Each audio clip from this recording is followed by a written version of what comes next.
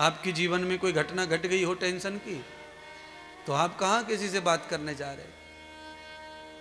नहीं भैया आज मूड नहीं है, नहीं भैया आज मूड नहीं है। कहाँ चले गो मूड? तो खोपड़ी पे लटक रहा है, पर अंदर से इच्छा मर जाती है।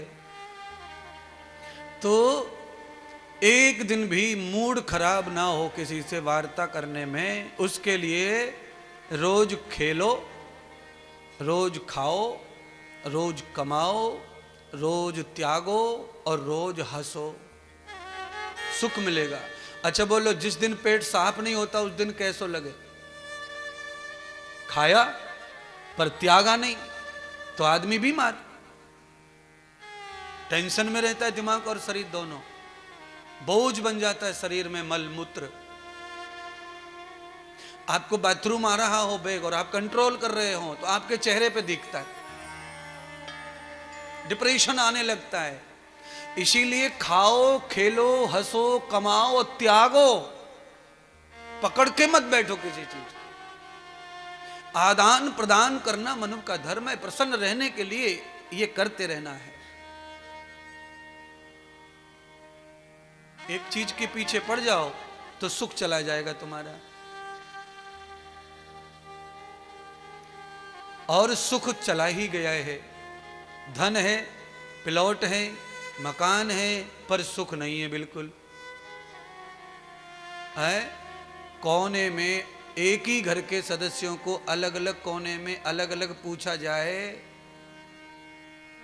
पहले बीवी को ले जाओ कोने में, बीवी से पूछो इतना भारी बंगला है, पति की इतनी कमाई है, अंधाधुंध पैसा आ रहा है, मैडम बताओ तुम्हें कितना अच्छा लगता है इस घर में? तो मैडम क्या जवाब देगी? आप सब जानती हैं मैडम क्या जवाब देगी। मैडम ये कह रही होगी अंदर से कि ये बंगला, ये कमाई और ये पति अगले जन्म में ना मिले, झोपड़ी में रह लेंगे हम तो, पर कोई हंसी खुशी देने वाला मिलना चाहिए। अच्छा ज्यादा कमाने वाले पति को खुशी है कहाँ? वो उसमें कुछ रहे तब तो खुशी दे किसी को घर में आके, वो तो पूरा बाहर ही खादी होके आता है। कमाना, काम करना जो है वो आदमी की ऊर्जा को तो ले ही लेता है, और जब ऊर्जा है ही नहीं, ब्रेन की ऊर्जा कम हो गई, आदमी का सोचना समझना थक गया काम करके ऑफिस में ऑफिस में ऑफिस में ऑफिस में, तो घर आके फिर ये ब्रेन क्या जाता थोड़ी है प्रेम की तरफ। फिर ये ब्रेन जो है अकेलापन चाहता है, खाओ और सो जाओ, खाओ और सो जाओ। अरे खाओ और सो जाओ के लिए है तो फिर काय को ऐसी तैसी करा रहे हो ऑफिस में, दुनिया भर का झूठा बोलते हो, पगला बनाते हो, नोट सूटकेस भर के लाते हो, खाओ और सो जाओ। मस्ती कब करोगे? हस्ती कब बनाओगे? है जिस बिल्डिंग में तुम रहते हो उसमें ही 4 फ्लैट वाले तुम्हें जानते नहीं है, और 2-3 जो जानते हैं वो तुम्हें मानते। हाँ तो काय को जी रहे हो धरती पर? फिर जो जानते हैं वो मानते नहीं और कुछ जानते ही नहीं है, और तुम अपने आप में कुछ भी बन रहे हो घर में आके। केवल घर वालों के लिए बनना उचित नहीं है।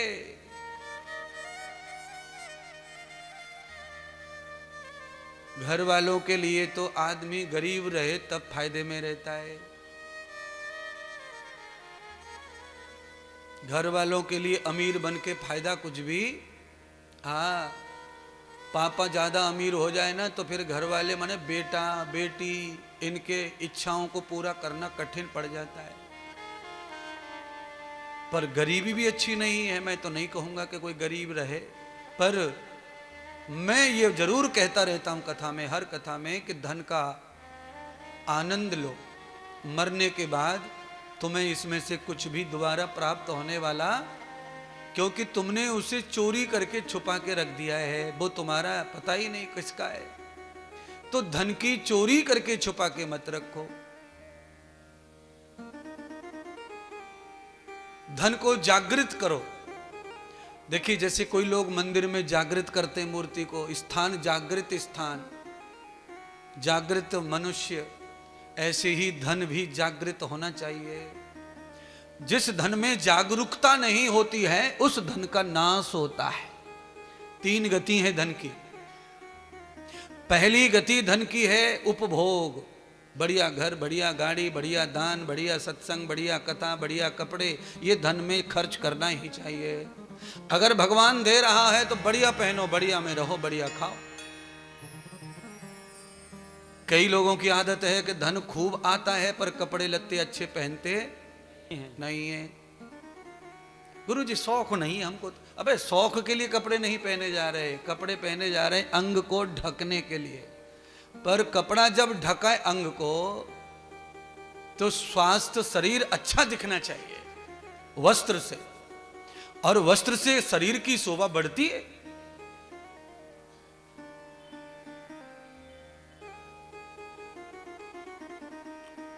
राधा कृष्ण का भेष बना के आ जाओ, अचानक शोभा कैसे बदल जाती अंग की है। वैसे नाक कान किसी काम के हैं नहीं, अच्छे नहीं चेहरे फेरे, पर जैसे ही राधा कृष्ण का भेष धारण कर लेते हैं तो उनमें ही जागरूकता आ जाती है, उन्हीं स्वरूपों में चेतनता आ जाती है, वो अच्छे लगने लगते हैं। तो धन का, भोजन का, भेष का, व्यवहार का, सबका संग जीवन में चाहिए। आनंद तभी जीवन को प्राप्त होता है।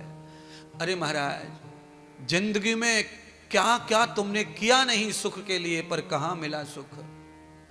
और मैं चैलेंज कर करके बोलता रहता हूं, जो सुख तुम्हें इंद्रदेव के पास आकर कथा में मिलता है वो जगत में, आप होटल में जाओ, आप मनाली चले जाओ, आप कश्मीर के कोने कोने में घूम लो, सिंगापुर चले जाओ, आप ऑस्ट्रेलिया चले जाओ, न्यूजीलैंड द्वीप पे चले जाओ, श्रीलंका चले जाओ, आपको जहां पटे वहां, गोवा चले जाओ, गोवा।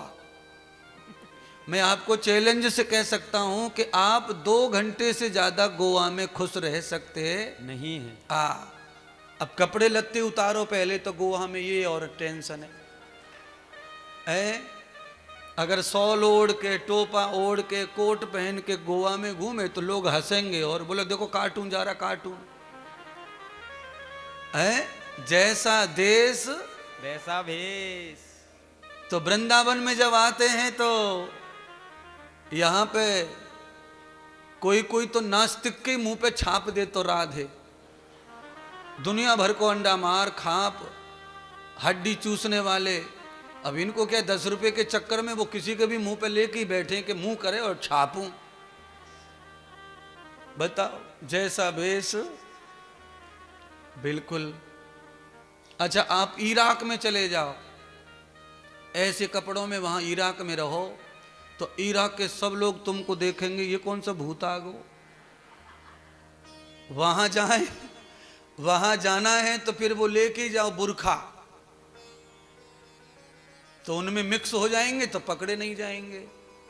आपको पता होना चाहिए, भागवत में कल जो कथा गाई पूतना की, पूतना तो शहर की थी बिगड़ीली पूरी, और अचानक अनपढ़ गांव में आ गई तो बड़ा मुश्किल हो गया। गांव का वेशभूष देखा तो वो तो दूर से दिख रही थी, पहचान में आ रही। तो फिर उसने सोचा कि इनके संग जाना है तभी जुगाड़ बैठेगी, तो गांव का भेष धारण कर लिया गोपियों का।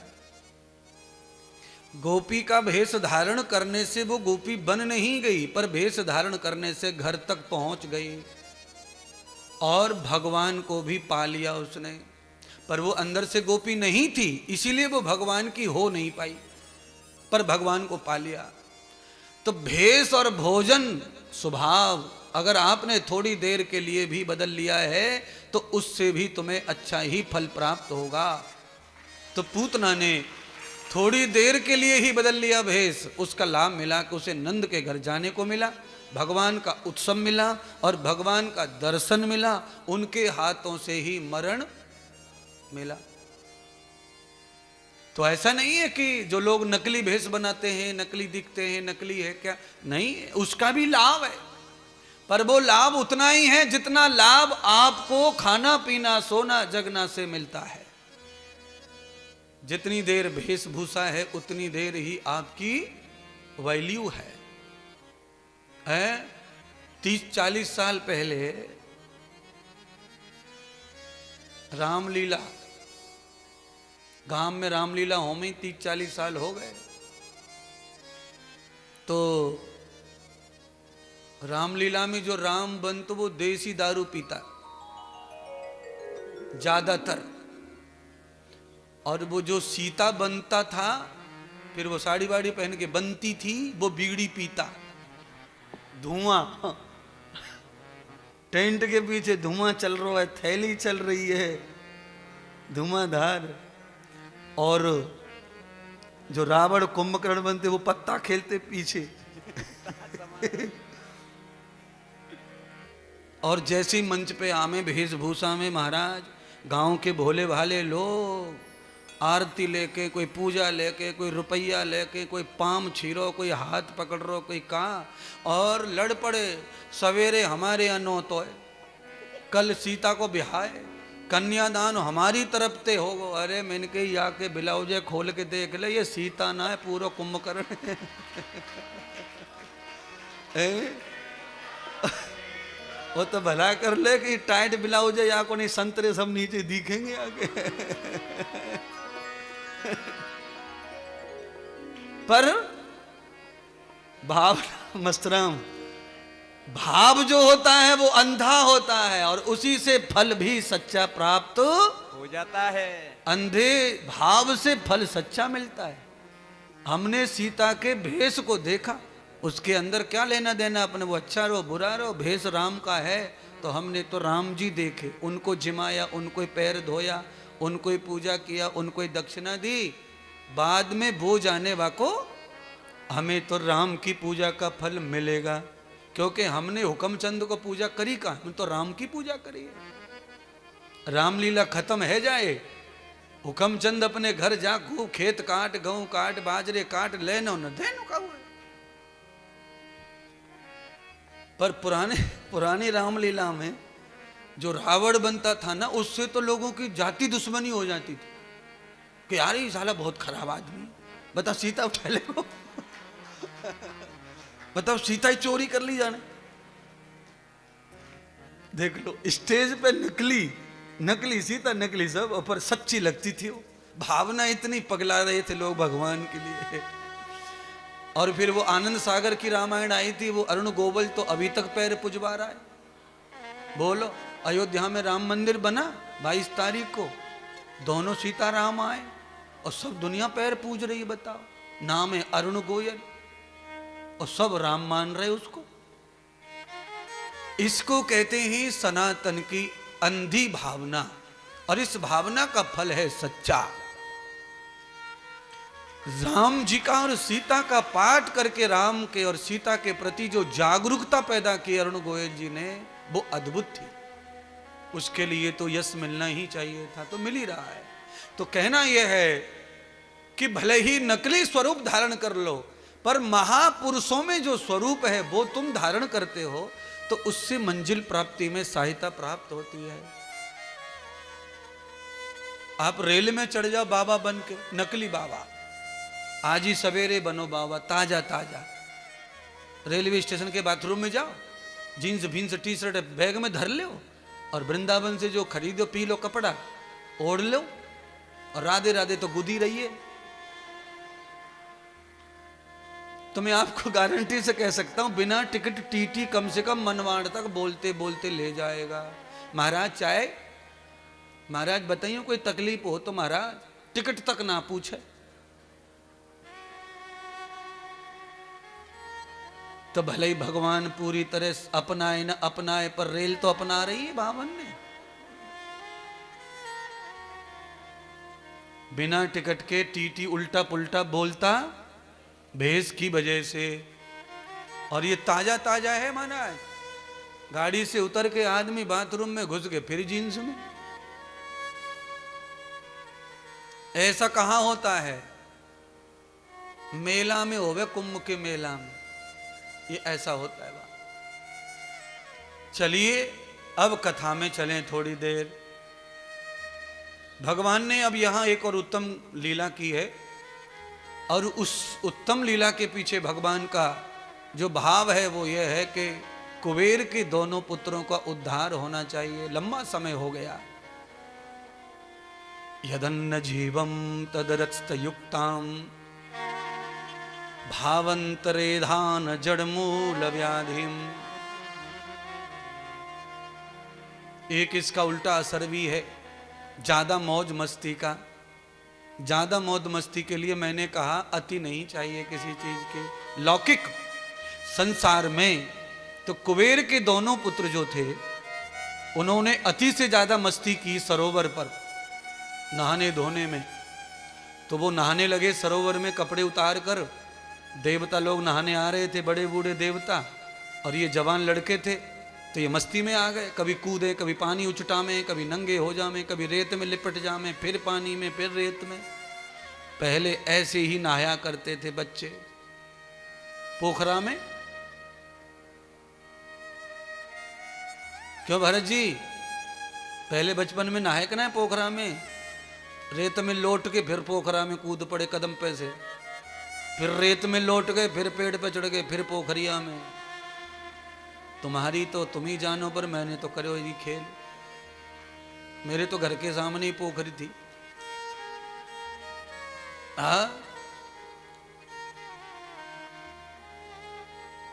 आज तुम कह रहे होंगे महाराज ऐसा किया, आज कोई करता है कि नहीं करता है? हाँ करते हैं। विदेश में, विदेश में सब नर नारी बूढ़े होने तक समुद्र में भी नहाते हैं और रेत में भी लेटते हैं।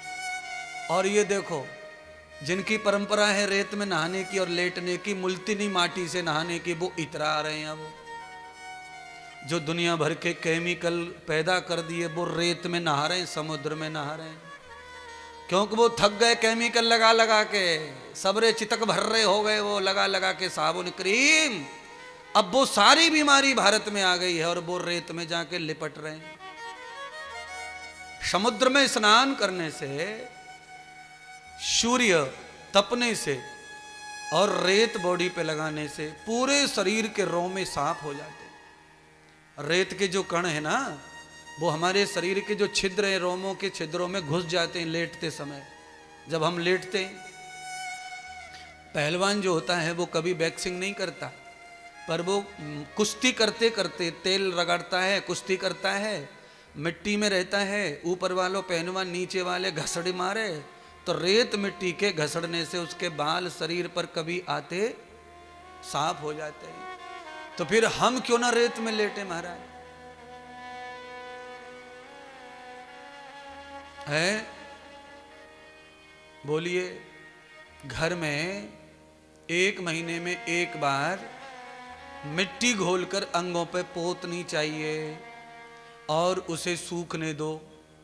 पूरे शरीर पर मिट्टी दरार दरार पड़ जावे, चमड़ी खिंचने लग जावे, दर्द होने लग जावे, तब थोड़े थोड़े गुनगुने पानी से नहा लो।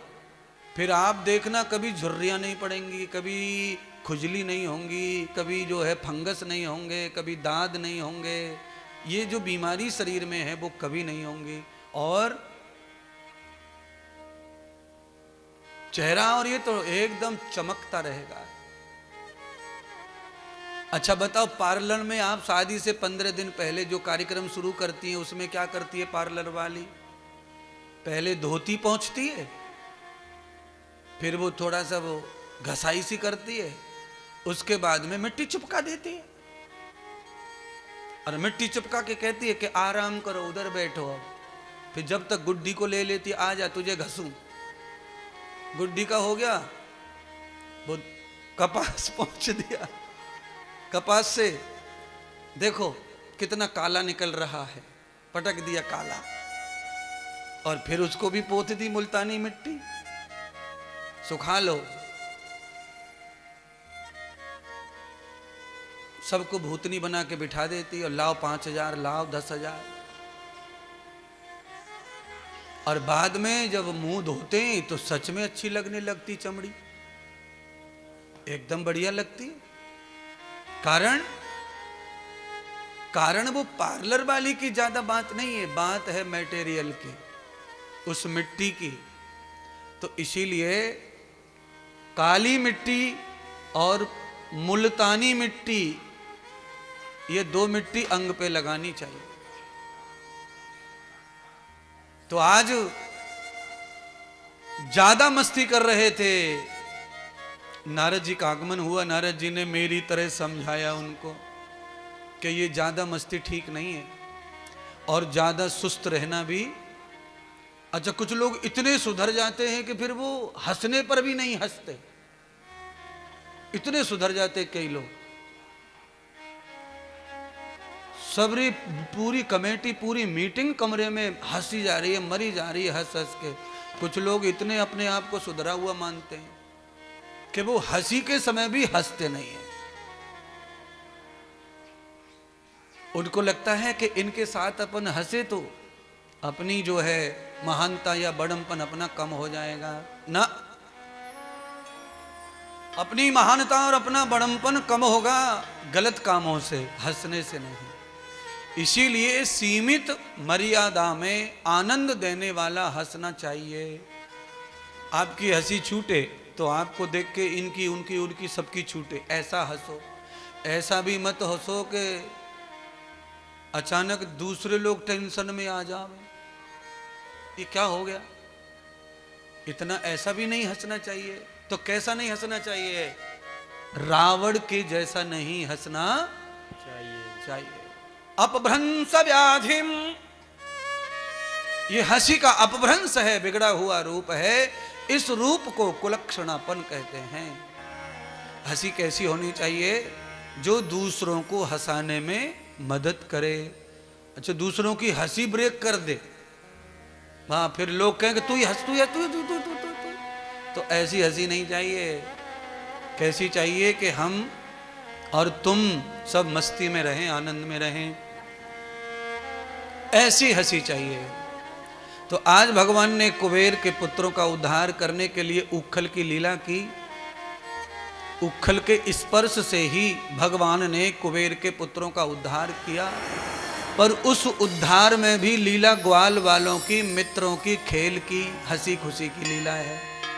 उसी मस्ती से श्राप लगा कुबेर के पुत्रों को, और भगवान के सखा उसी मस्ती के कारण भगवान से उनके बंधन खुलवा दिए। जिन उंगलियों से गांठ मारी जाती है उन्हीं से ही खोली भी जाती है। महात्मा इंद्रदेव के पास में यही तो सिद्धांतवादी बातें हैं, प्योर कॉटन। जिस उंगली से बांधा है उसी से खोलना। आदमी बदल जाए खोलने वाला अलग बात है, पर उंगली काम करेंगे। अब कहेंगे महाराज उंगली के बगैर भी खोल सकते, हम तो गांठ कैसे खोलोगे बताओ। ये गांठ खोलना नहीं है, ये परिस्थिति का उपयोग है। परिस्थिति, उंगलियां जब फेल हो जाती हैं तब दांत का प्रयोग करना। उंगली से दांत में ताकत ज्यादा होती है। जैसे उंगली गाजर को ऐसे काट नहीं सकती ना कैंची की तरह, पर दांत काट देता है। ये उंगलियां चना को तोड़ नहीं सकती, कच्चे चना को। कोई भी पहलवान कितना भी बलवान हो, पर कच्चे चना को हाथ से तोड़ सकता नहीं है, पर दांत से तो ताकत दांत में है ज्यादा। और ये जो हाथ है, ये हाथ गन्ने को ऐसे फाड़ नहीं सकता है, यानी छील नहीं सकता है। तोड़ सकता है, मरोड़ सकता है, टुकड़े कर सकता है, पर छीलना दांत। दांत जब उपयोग कर दे, दांत जगह बना दे, तो हाथ से फाड़ा फूड़ी कर भी लेते हैं थोड़ा बहुत। पर जिसको बांधा उसी से खोलने का नियम है। इसीलिए कहा कि जैसे बंधन बंधता है, बंधन उसी से खुलता है। तो वो कौन है? तो भगवान कह रहे हैं तदम मायाम प्रवृत्ति युक्त जीवम। जीव को बांधने का काम भी माया करती है, और जीव को खोलने का काम भी माया ही करती है। अच्छा बोलो, घर खरीदने का काम कौन करते हैं? पैसे। और घर बेचने के लिए क्या करना पड़ता है? क्या करना पड़ता है? तब भी पैसे ही चाहिए। आप बेच रहे हैं इसीलिए आपको नहीं, जो खरीद रहा है उसको पैसे चाहिए, तब आपका घर बिकेगा, कोई खरीदेगा। बिना पैसे के घर बिकने वाला माया ही है। खरीदना है तो माया, बिकना है तो माया है, बदना है तो माया है, क्योंकि परमात्मा की माया से ही बंधन मुक्त होता है। माया फंसाती है, केवल ऐसी बदनामी है माया के बारे में, पर माया के बगैर बंधन खुलने वाले भी नहीं है। मायापति भगवान कृष्ण ने पूतना के बंधन खोल दिए और आज कुबेर के पुत्रों के बंधन खोल दिए, और अब भगवान अनंत लीला कर रहे हैं। और वो लीला क्या है? मक्खन चोरी की लीला। इसमें भगवान ने क्या माया की? मक्खन चोरी क्यों करनी पड़ी? तो भगवान कहते हैं गांव में सब समान होने चाहिए। ऐसा हो गया था कि नंद बाबा के पास में क्या धन बहुत हो गया था, तो ज्यादा धन होने की वजह से गांव में सब लोग गरीब हो गए थे। और यही नीति है, ये ध्यान रखो, अगर आपके गांव में कोई एक आदमी अमीर ज्यादा है तो पूरा गांव अमीर हो ही नहीं सकता। फिर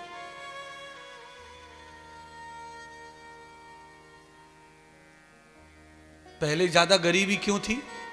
आज से 30-40 साल पहले गरीबी ज्यादा इसीलिए थी कि क्षेत्र में एक आध ही बड़ा अमीर होता था और वो किसी को अमीर होने देता नहीं था।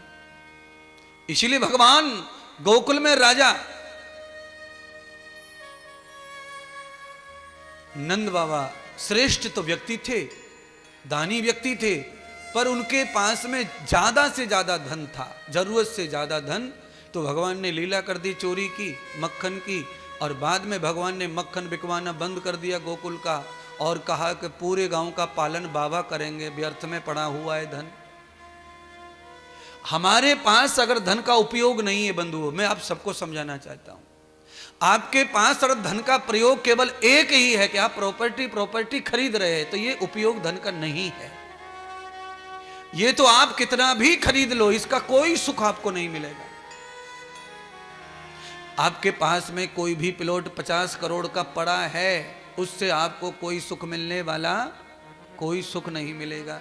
अच्छा, जिनके पास में है प्लॉट वगैरह है, धन है, सब है, क्या उनको बुखार नहीं आता? क्या सिर नहीं दुखता? क्या उनको तकलीफ नहीं है? क्या वो घर में किसी को मरने से रोक पा रहे हैं? क्या वो घर के झगड़े मिटा पा रहे हैं? क्या वो घर के क्लेश मिटा पा रहे हैं? तो ये पैसे किस काम के लिए है फिर? मेरी नीति यही है कि अगर कोई क्लेश है, अगर वो पैसे से निपट जाए तो निपटा दो, पर मस्त रहो। अगर कोई क्लेश पैसे से निपटे तो उसे पैसे से निपटाओ, बात से निपटे बात से निपटाओ, और जैसे भी क्लेश निपटे उसे निपटाओ और खुद को आनंद में रखो। क्लेश में रख करके पैसा भी किसी काम का नहीं है।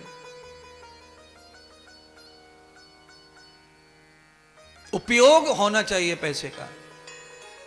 आपत्ति काल के लिए एक आध एक्स्ट्रा प्लॉट रखो, जरूरत पड़ जाए, कोई आपत्ति आ जाए तो 1 करोड़ 2 करोड़ का कुछ हो जाए तो रखो, पर केवल उसी काम के लिए नहीं है तुम्हारी संपत्ति। वो तुम जो कर रहे हो वो गलत है, उससे तुम सुखी नहीं रह सकते, उससे तुम खुल के जी नहीं सकते। अच्छा, खुल के जी नहीं सकते इसका मतलब चोर है, सीधा सीधा सिद्धांत है। फिर कल मैंने कहा ना, चोर क्यों नहीं सामने रहता किसी के? चोर, चूहा सामने क्यों नहीं रहता घर में, बताओ? और रहता घर में ही है। चूहा सामने क्यों नहीं रहता? बोलिए ना, कल बता तो दिया कितना। क्योंकि चूहा हमेशा चोरी का ही धन और चुरा के खाता है। तो आप अगर चुरा के जी रहे हैं तो आपको अकेले और गुमसुम जीना पड़ेगा, और आप चोरी का कुछ है नहीं तो आप मस्ती का जीवन जिएंगे, खुल के नाचेंगे, खुल के गाएंगे, खुल के कथा करेंगे। और किसी से क्यों डरेंगे? हमारी मेहनत, हमारा परिश्रम, हमारा आनंद, हमारा जीवन। कल हम है नहीं है, सरकार रहेगी, सब रहेंगे, पर हम नहीं रहे तो कैसे करेंगे? नाचेंगे कूदेंगे कब फिर? जो हमारे लिए कमाया आनंद के लिए नाम से, उसका आनंद तो मिल ही नहीं रहा, खाली छुपाने में लगे उसको। आनंद लो, कल का पता नहीं किसी को। बच्चों के लिए जितना है वो छूट जाएगा, तुम जमा करोगे तब बच्चों के लिए छूटेगा, ये तुम्हारा अज्ञान है। क्यों? सारी दुनिया में जो भी प्राणी आता है वो अपना भाग्य स्वयं लिखवा कर लाता है, वो तुम्हारे भरोसे आता नहीं, ये तुम्हारा ज्ञान ही है बस, और कुछ नहीं है। भाई बच्चों के लिए करो, ये तो अपने हैं, इनके लिए हम नहीं करेंगे तो कौन करेगा, और इतना तो करना ही पड़ता है बच्चों के लिए। ये तुम सोच रहे हो, अज्ञान बस ऐसा है। बच्चों के लिए तब तक करना तब तक वो बच्चे हैं। वो बच्चे कहाँ हैं? दाढ़ी आ गई ना उनके, बच्चा कैसे रह सकता दाढ़ी वाला? अच्छा बोलो, तुम्हारे बच्चे को दाढ़ी आ जाए वो बच्चा, और किसी महात्मा को दाढ़ी आ जाए वो बाबा। बताओ, हम तो 40 साल से बाबा बाबा हो रहे, और तुम्हारा बच्चा 60 साल का हो गया तब तक मेरा बेटा। बड़ा फर्क है। तो बच्चे के नाम से जो तुम परेशान खुद हो, ये ठीक नहीं है ना। मैं तुमको जीना सिखा रहा, मस्त करना।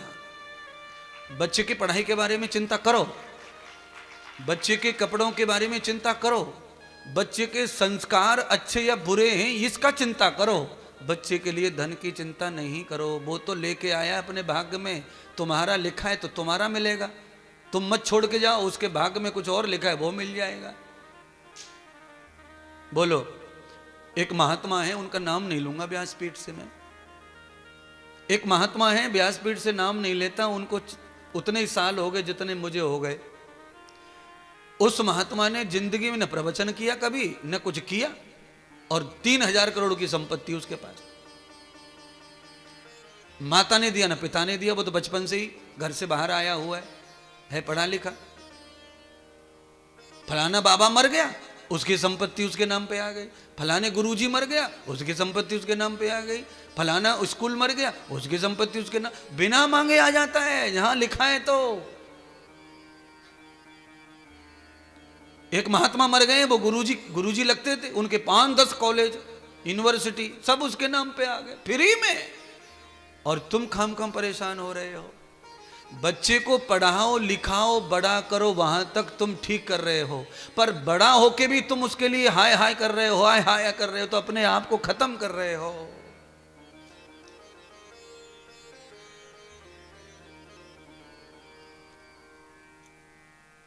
ये नंद बाबा को सिखा रहे हैं भगवान।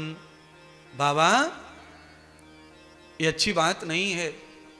पिता को भगवान ने कह दिया नंद बाबा को, अच्छी बात नहीं है, तुम्हारे पास बहुत धन ज्यादा है, और हम तो 2 ही भाई हैं, बलराम और हम, और इतना धन, 9 लाख गाय, इतनी माखन गाड़ी लद के जामे, घी की दूध की, खाने वाला कोई नहीं आपके पास, और ये गांव वाले इतने गरीब हैं, इसीलिए गांव का खर्चा जिस चीज से चलता है उसे ब्रेक दिया जाए, ऐसा कहो नहीं तो मैं भाग जाऊंगा घर छोड़कर। धमकी दे दी बाबा को, गांव का भला करो नहीं तो मैं घर छोड़ के चला जाऊंगा मथुरा, मैं नहीं रहूंगा यहां।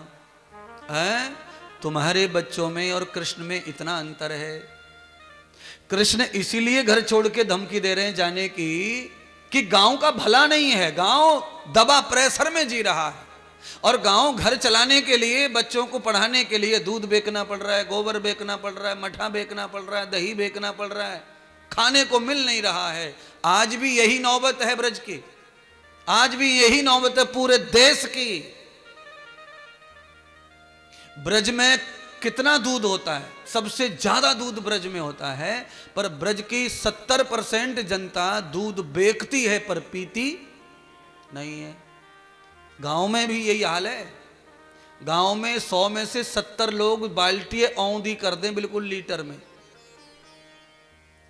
और पानी से झाग में सफेद सो करके चाय की पत्ती डाल के, ले गुड्डू, ले पप्पू, ले सुनीता, ले पपीता, पापा ले ओ, दादा ले ओ, सबर के आंतड़े जला दिए ससुरों के। बाबा अपने आप में खू खू कर रहा है खटिया में, पापा खेत में जावे तो सांस भूल जावे, और छोरा फौज की नौकरी के लिए दौड़ में जावे तो वो औंधे मोह गिरे। अब बताओ, काली चाय पी की फौज में लगेगा?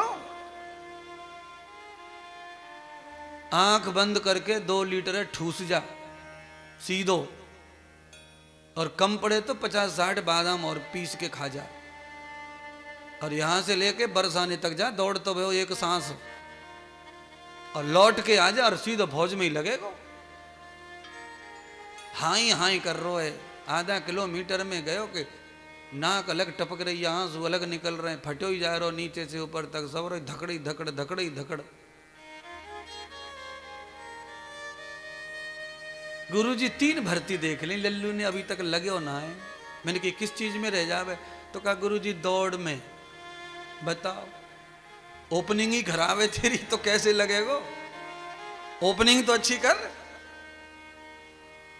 अच्छा बोलो, दौड़ने भागने में कोई कम नहीं है। बिजली को कुछ खराब है वो तो कुर्सी पे चढ़ के सोचे ठीक कर दे, तो मम्मी लग रहा है वो पृथ्वीराज चौहान ये तो चढ़ जावे ऊपर। बताओ सोचो ठीक कर दो जान, तो कुर्सी पे चढ़ गो। तो वो कुर्सी पे चढ़वे से ही बलवान मान के बैठी हैं। बोलो,